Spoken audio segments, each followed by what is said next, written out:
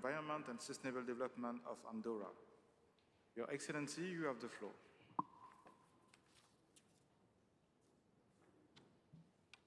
Monsieur le Président, Mesdames et Messieurs, les changements climatiques sont généralisés, rapides et s'intensifient, et certaines tendances sont désormais irréversibles, selon le dernier rapport du GIEC. Une dernière occasion nous est donnée aujourd'hui d'aborder la crise climatique avec efficacité et fermeté. L'Andorre est un pays de haute montagne de 80 000 habitants, particulièrement vulnérable au changement climatique. Nous sommes responsables de moins de 0,001% des émissions mondiales. Tout cela pourrait laisser penser que les actions de mon pays n'ont aucune conséquence sur le reste du monde. Pourtant, nous n'éludons pas nos responsabilités, car nous sommes pleinement convaincus que la lutte contre le changement climatique requiert la participation de tous, et ce, d'autant plus qu'aucun effort individuel ne sera suffisant. Jamais auparavant, une question n'avait suscité un tel consensus, ce qui nous a permis de mettre en place un cadre solide d'action et de continuité. Nous faisons partie des premiers États à avoir communiqué leur contribution nationale en 2015 et à l'avoir actualisée en 2020 avec pour objectif d'atteindre la neutralité carbone en 2050.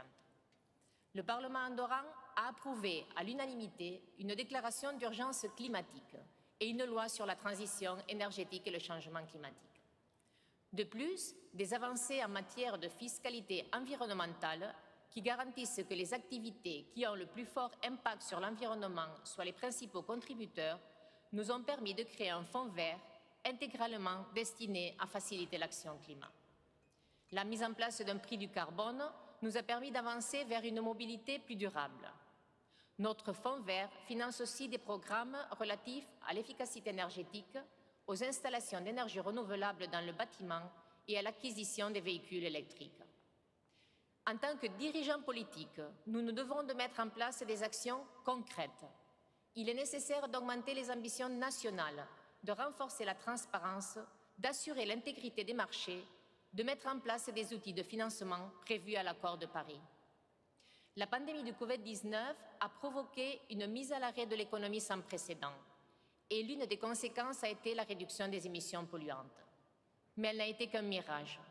La reprise de l'activité économique nous invite de nouveau à réfléchir sur le modèle de croissance économique actuel. La transition doit être juste et durable.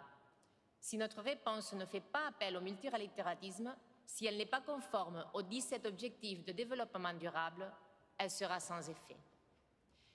Mesdames et Messieurs, ce n'est que sur la base d'un effort global que nous atteindrons nos objectifs.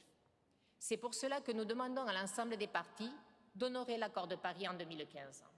Nous ne pouvons pas, encore une fois, décevoir nos citoyens, notamment les jeunes.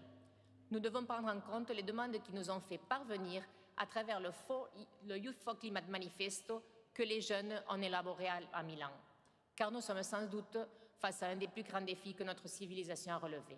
Merci beaucoup.